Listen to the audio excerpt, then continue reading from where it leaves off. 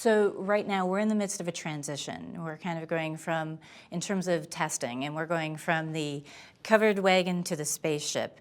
And so just like, sometimes I'm saying to myself, Rome wasn't built in a day, and we're kind of doing the different steps. As we're moving through, there are a lot of different changes that need to be implemented.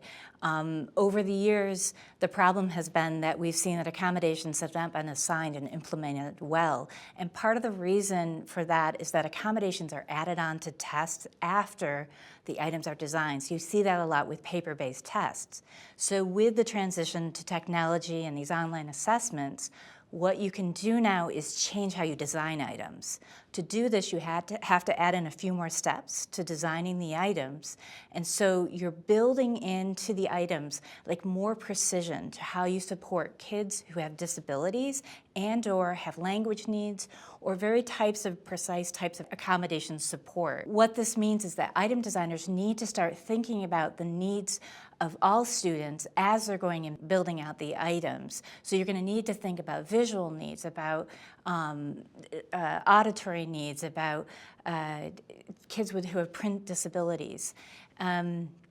So we have these more precise accommodations that are being built into items from the outset, but also what we've realized over the past decade is there's a transition to tightening and narrowing what an accommodation is, and realizing that some of the things that we thought were accommodations really are good practice for all students, so it's much more of a universal design. And if you think about those effective practices during a test that you can give to all students, there are tools that you can give to kids that all students can benefit from. A line guide, magnification, highlighting. These are things that help kids attend to the test while they're taking it, because testing is very tiring, especially for the younger kids.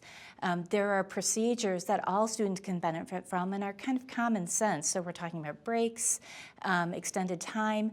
There are different practices that really make sense at the local level and can be locally assigned. These kind of practices have been designed into the newly updated standards for educational and psychological testing. So the whole field is really looking at a much more precise, narrow definition of what accommodation is and how support can be provided to students.